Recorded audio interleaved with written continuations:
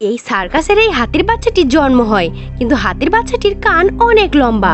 আর তখন সার্কাসের মালিক বলে এই হাতির কারণে আমাদের সার্কাস অনেক জনপ্রিয় হয়ে উঠবে।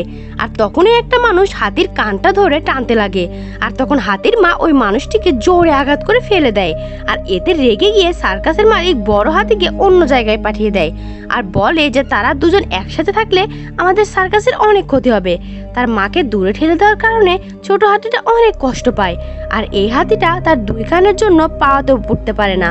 আর তার হাতির সে বাচ্চাটির সাথে অনেক ধরনের খেলা দেখানো হয়, আর এইসব করতে গিয়ে ছোট্ট হাতিটা অনেক ভয় পেয়ে যায়। আর এই ছোট বাচ্চাটি হাতিটিকে বাঁচানোর জন্য সিঁড়ি দিয়ে ওপরে উঠে যায়, আর ছোট হাতিটাকে মনে করে দেয় তুমি হাওয়াতে উঠতে পারো, হাওয়াতে উড়ে এখান থেকে তুমি পালিয়ে যাও। আর তারপর হাতিটি সেখান থেকে উড়ে যেতে লাগে, কিন্তু হাতিটি সেখান থেকে বের হতে পেরেছিল কিনা সেটা জানতে হলে অবশ্যই কমেন্ট বক্সে পার্ট 2 লিখুন, আর আমাদের চ্যানেলটিকে সাবস্ক্রাইব করুন।